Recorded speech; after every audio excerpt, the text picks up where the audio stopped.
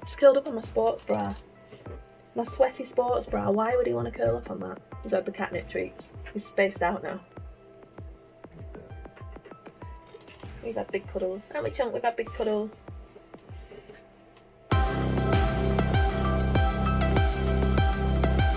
Hey everybody, Amy here and welcome back to my channel. I hope you're all doing really well, and I do genuinely mean that as well. I mean, I always mean it, but especially now because we're in lockdown. Is anybody else starting to really feel the strain of lockdown? Because I am, and it's driving me mad. But anyway, it won't last forever. It'll be over soon.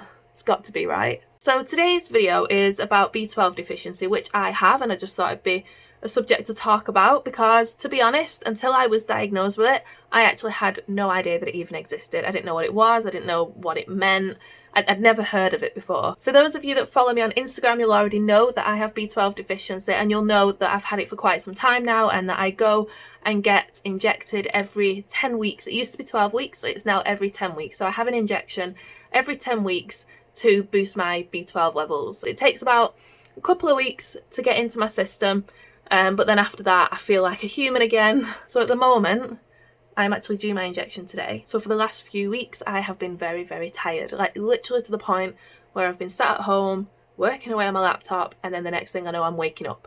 So I can drop off, literally I can fall asleep at the drop of a hat.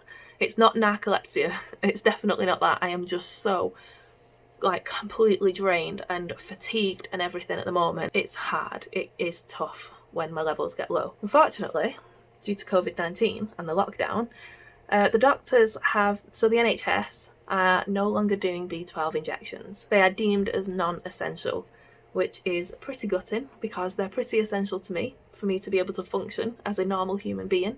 Like at the moment, I am very forgetful, I get very confused easily, I'm tired all the time. Not only that, but it does affect my nervous system as well. So a few years ago, back in 2011, I caught strep throat, and it was a really, really, really severe like strain of the virus, a really strong strain, and I ended up in hospital because the virus turned my immune system on myself, and my immune system started to attack my brain, and I ended up having these tremors. So it was like my arms would shake, my head would shake.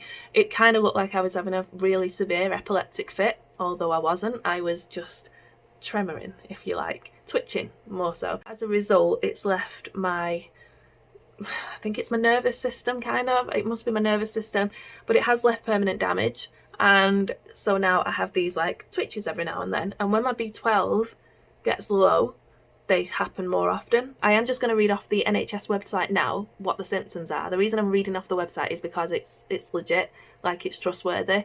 So the symptoms of vitamin B12 deficiency are a pale yellow tinge to your skin, a sore and red tongue, mouth ulcers, pins and needles, which I get a lot of. So around this time when my levels are low, pins and needles in my hands especially, it's really bad, it gets really bad.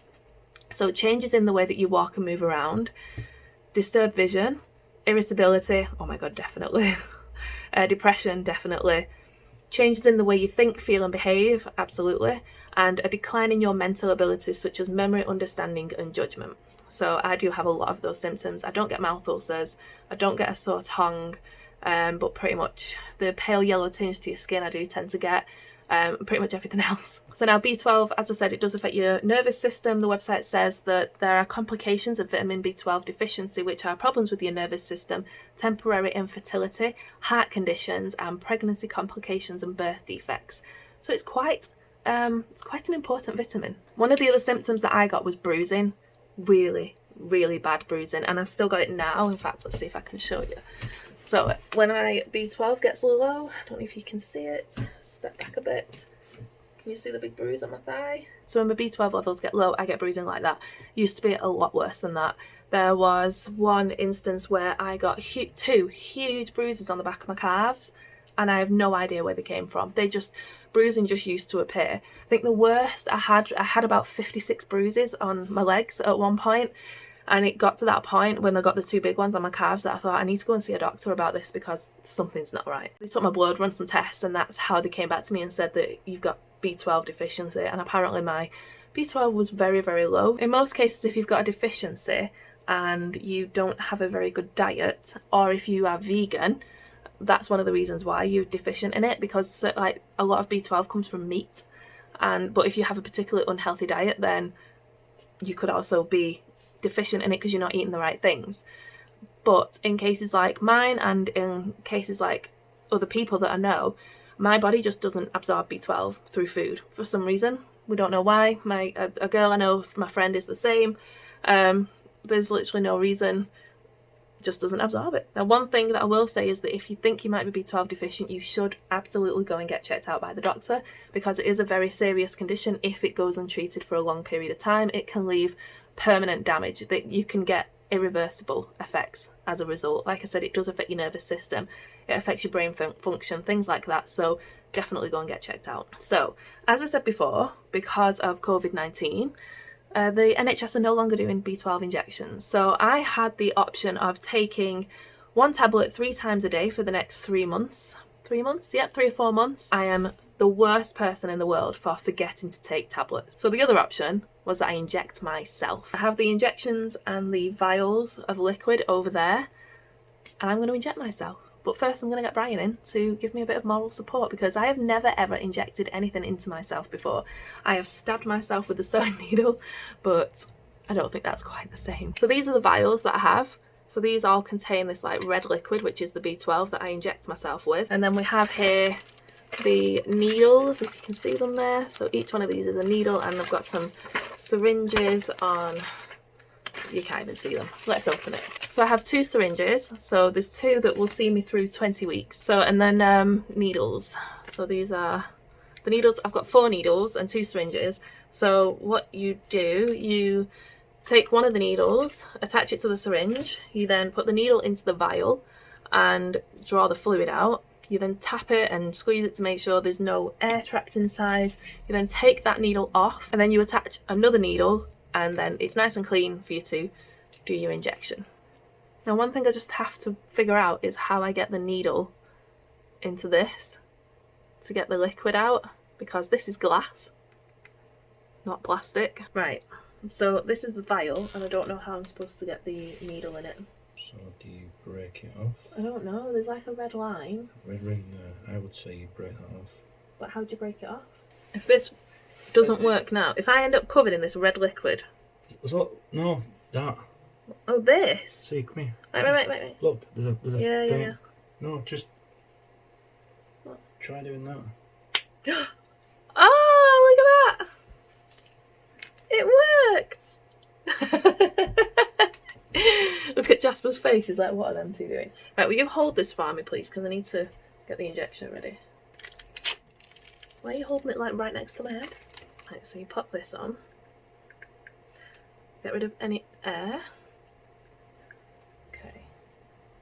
Got it? No, actually, will you hold it? Yep. Draw the liquid in.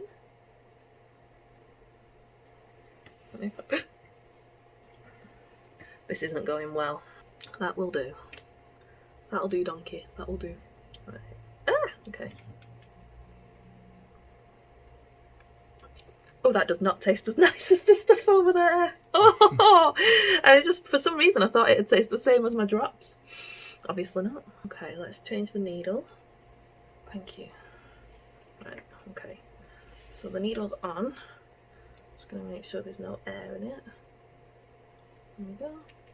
Okay, so let's get this down. So you divide your thigh into 3. So it's this section, and it goes in the outside here. Do you want to do it for me? So it goes in here. You said 9 degrees in there. 90, yeah, you're right, 90 degrees. Oh my god, it's really sharp. Just stick it in, just grit your teeth and go, it's done. Oh, it's Just really... think how much energy you're going to get. Needle generally pumping. Get me angry, Brian. Get me angry so I can just be like, ah! No more shopping ever. Okay, right. 90 degrees, 90 degrees. You know how much it hurts? You put the needle right in? Actually, because you're on. Just give me a minute so I settle down. I feel feel very brave, but oh my god, it hurts just as much in the leg as it does in the arm. Some surgical spirit. There we go. Little plaster on my leg. Thank you for your help, Brian. We need to get somewhere. We need to find somewhere to put these needles though. Pop them in there, and then we'll take them to the surgery. It was not as bad as what I thought it was going to be. The injection I didn't actually feel. I mean, it felt scratchy at first, but it was fine. It's the liquid, so when the B12 actually goes in, it aches. It like throbs, it burns, it aches. My whole like right leg now is aching, and that normally happens. Like, so if I have it, I normally have it in my arm when I go to the hospital, and like for about a good 15-20 minutes afterwards, whichever arm I've had it in just aches and throbs, and now my whole leg's aching. So I guess I've done it right, because it's the same, I'm getting the same reaction. I guess we'll find out in a few weeks' time if I'm bouncing off the ceilings or not. So I'm glad I've done that though. I'm actually a little bit proud of myself. I was really nervous about doing it, and it was fairly straightforward. It was actually not anywhere near as bad as I thought it was going to be. So yeah, what normally happens now is I don't actually start to feel better until a couple of weeks.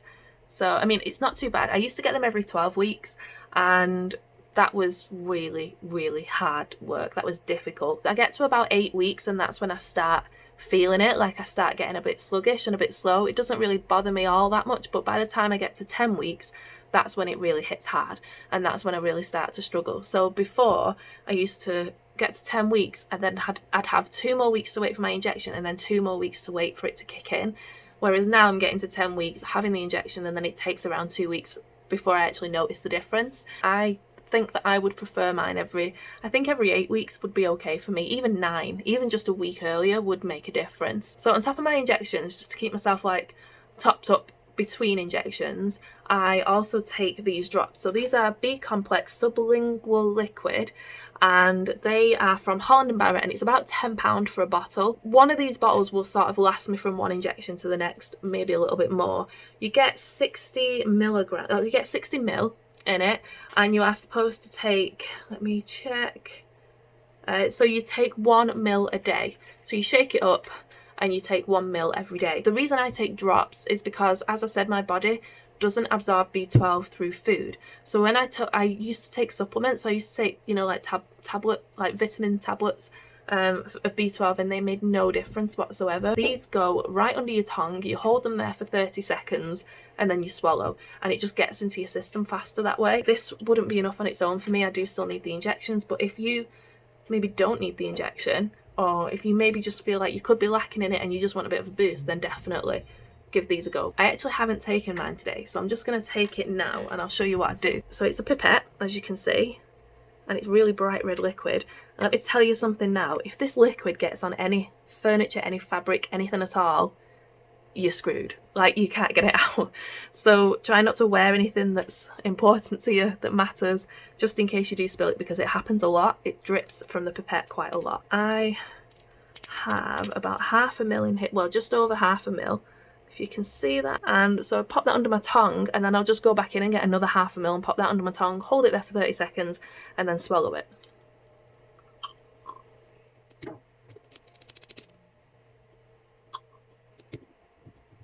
Right, swallowed it. Cut my teeth. It always does that. And my tongue. So yeah, just make sure that you do that within plenty of time before you go anywhere or meet anyone, because you will have like sort of yellowy, orangey stained teeth and tongue for a while. So I think that's everything from me for today.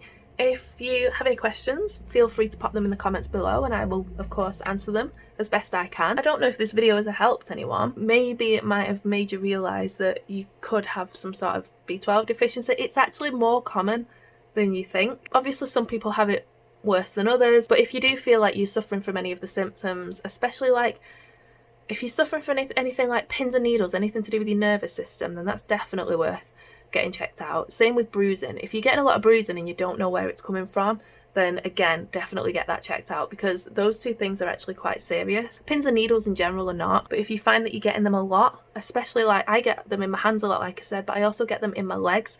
They literally come up from like my toes all the way up to my thighs. It doesn't happen very often. It does tend to happen more when, as I say, when my injection, around the time my injection's due, because my levels are low. It hasn't happened for a few months now. It hasn't happened actually since I went on to 10-week injections. It used to happen on the 12 weeks. So just make sure that you get checked out. I know it's difficult at the moment because of this situation with COVID, but your health is important, so make sure that you look after yourself. So I think that's it from me for today. I don't know why my nose has suddenly gone very bright red. It does that a lot. I don't know why. I hope you found this video informative, useful, interesting maybe. I do hope you're keeping safe and well, and I hope you're not going too stir crazy in this lockdown. If you're not already doing so, feel free to follow me on social media. I have an Instagram page, that's pretty much it. Yeah, I'm just on Instagram. So I will pop my Instagram handle below. Feel free to follow me there. So that's everything from me for today. I will see you again in my next video. Bye!